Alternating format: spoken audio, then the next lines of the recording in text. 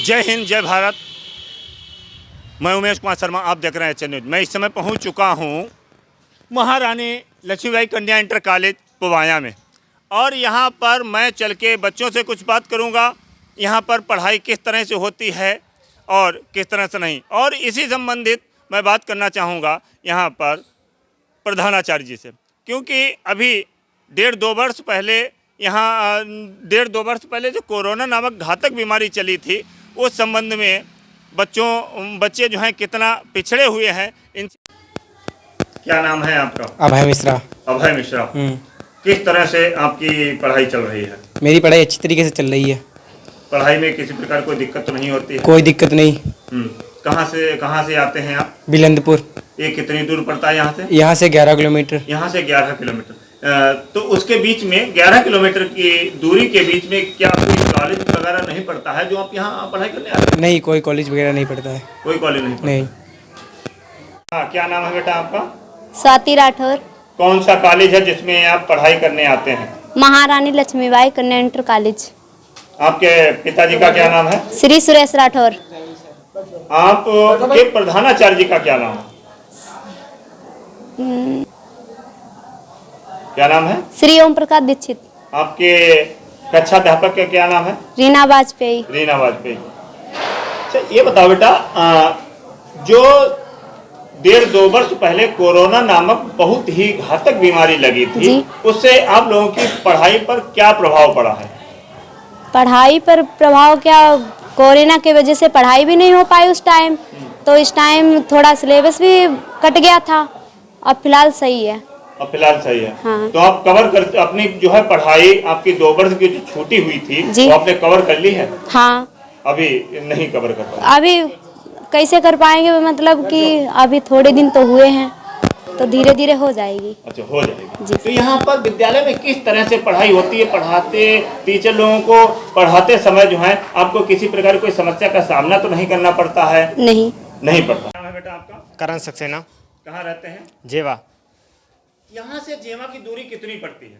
यहाँ से 7 kilometre. 7 kilometre. क्या अगल बगल में आपके कोई विद्यालय नहीं है, कॉलेज नहीं है जो आप यहाँ विद्या अध्ययन करने आते हैं? हैं, अन्य भी विद्यालय हैं। यहाँ क्यों आते हैं?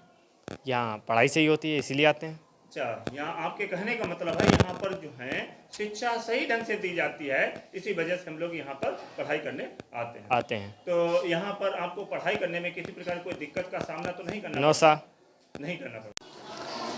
मैं इस समय मौजूद हूँ महारानी लक्ष्मीबाई कन्या इंटर कॉलेज के प्रधानाचार्य जी के पास में।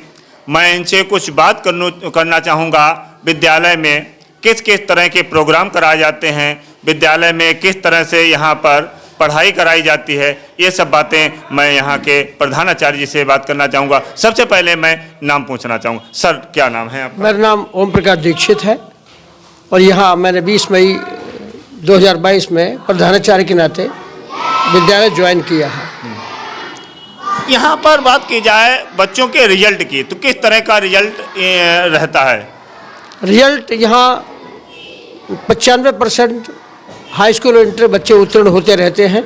शिक्षा की दृष्टि से पूरा प्रयास यहाँ रहता है, सारे शिक्षकों का, प्रबंध तंत्र के लोगों का, और सब लोग मिलकर के इस विद्यालय को और ऊंचे शिखर पर ले जाने की कोशिश में लगे रहते हैं। अभी मैंने बच्चों से बात की तो कुछ बच्चों का कहना है कि मैं यहाँ पर जो है 10 और 11 किलोमीटर की दूरी से आता हूँ, क्या बीच में कोई विद्यालय नहीं पढ़ता है? तो बच्चों ने इस पर यही बोल दिया है कि बीच में विद्यालय तो पढ़ता है, मगर वहाँ जो है बात की जाए अगर शिक्षा की, तो शिक्षा अच्छी जो है नहीं ग्रहण कराई जाती। इसी वजह से मैं यहाँ पर आता हूँ। तो इस संबंध में आप क्या कहना चाहेंगे?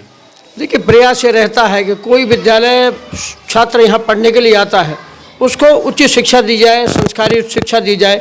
अभिभावक जो अपना पैसा खर्च करता है, उसके बदले इन बच्चों को उतना ज्ञान मिले, क्योंकि हमें केवल ज्ञान ही नहीं देना है, इस देश के लिए भावी नागरिक निर्माण करना है, ताकि देश के लिए देशभक्त तैयार हो, अच्छे संस्कार लेकर के हो, और इस विद्यालय देश के लिए ऊंचाइयों के शिखर पर ले जाने के वो प्रयास करते रहें। इस दृष्टि से सारे शिक्षक पूर्ण मनोयोग से और पूरे विद्यालय को विकास की दृष्टि से सतत प्रयत्नशील रहते हैं।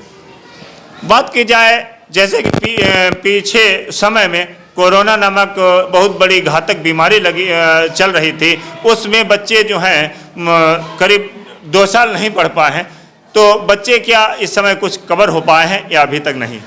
वैश्विक बीमारी पूरे विश्व इससे प्रभावित रहा है और प्रभावित होने के साथ साथ ये अपना पूर्वांचल क्षेत्र, ग्रामीण क्षेत्र से अधिकांश बच्चे यहाँ आते हैं, लेकिन उस कालखंड में इस बीमारी के कारण से लोगों के मन में इतना भय व्याप्त हो गया था, तरह तरह के साधन सरकार ने प्रयास किए और उसकी दृष्टि से पूरा समाज ही प्रभावित हुआ और उसके प्रभाव के कारण से विद्यालय भी प्रभावित हुए।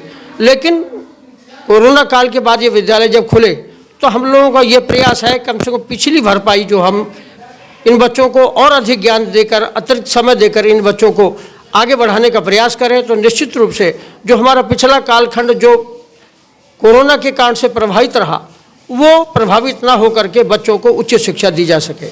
अभी तक कितने % बच्चे जो हैं काबिल हो चुके हैं जो पीछे पढ़ाई से वंचित रहे?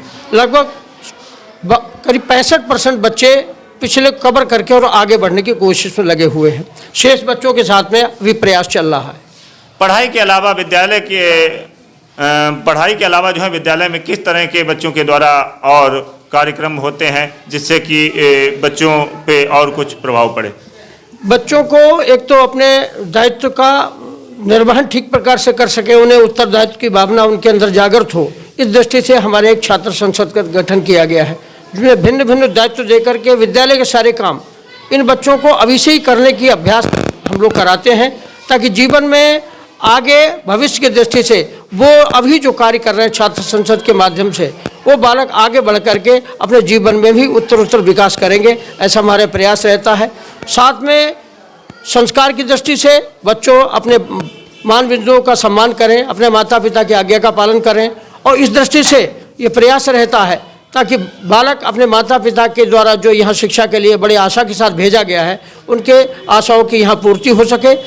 भिन्न भिन्न कल्चरल प्रोग्राम है, शारीरिक कार्यक्रम है, गीत के कार्यक्रम है, निबंध प्रतियोगिताएं हैं, तरह तरह की प्रतियोगिताओं का शिक्षेतर कार्यक्रम हम लोग आयोजित करते हैं जिसके माध्यम से बच्चों को भी अच्छा ज्ञान मिले और आगे विकास की दृष्टि से उनका सर्वांगीण विकास हो सके।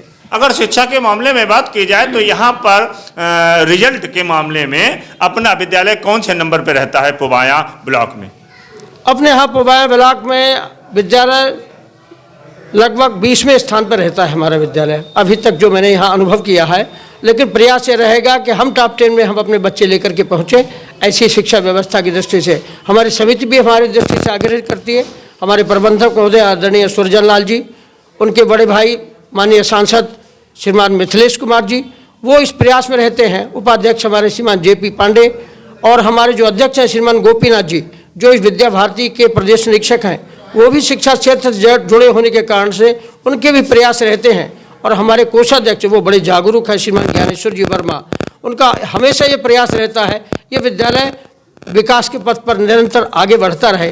इस दृष्टि से सारी समिति और सारे शिक्षक समाज के लोग जो हमारे शुभचिंतक हैं वो हमारे लिए प्रेरित करते रहते हैं और हम सब लोग पूर्ण मनोयोग से इस विद्यालय को आगे बढ़ाने के लिए प्रयत्नशील रहते हैं। तो ये थे हमारे साथ में प्रधानाचार्य जी महारानी लक्ष्मीबाई कन्या इंटर कॉलेज पुबाया के। कैमरामैन विजय तन्हा के साथ उमेश कुमार शर्मा।